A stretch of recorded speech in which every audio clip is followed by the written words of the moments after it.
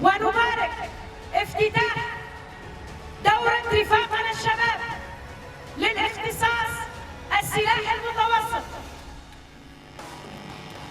بهذا الاندماج نثبت للعالم بأن قوة المرأة وجسارتها ووقفة المقاتل العسكري جنبا إلى جنب بأننا متحدون دائما لتحرير سوريا.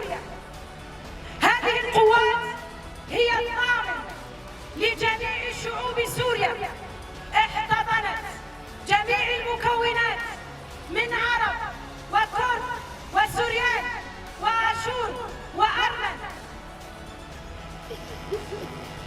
نختتم عامنا 25 بانتظام وحدات حماية المرأة وقوات سوريا الديمقراطية، حيث اتحدت صفا إلى صف وحررت جزءا كبير من سوريا.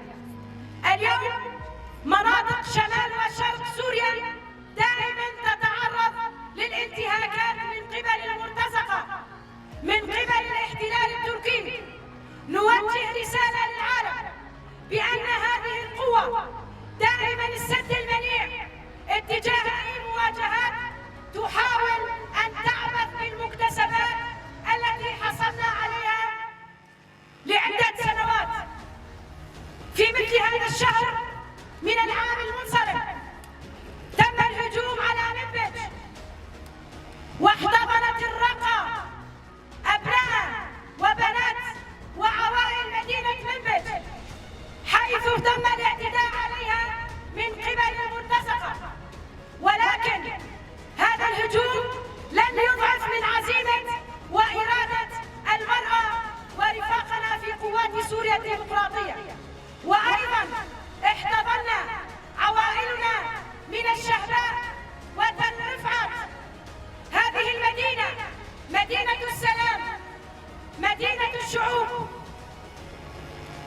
بإرادة وفكر وفلسفة القائد عبد الله أوجلان نحن ننتصر دائما.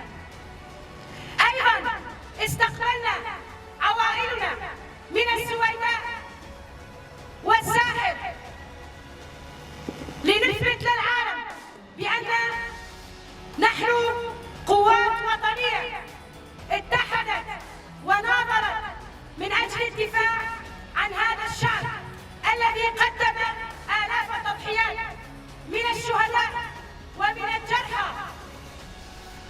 دائما نستذكر رفاقنا الشهداء بهذه الأكاديميات عندما نسمي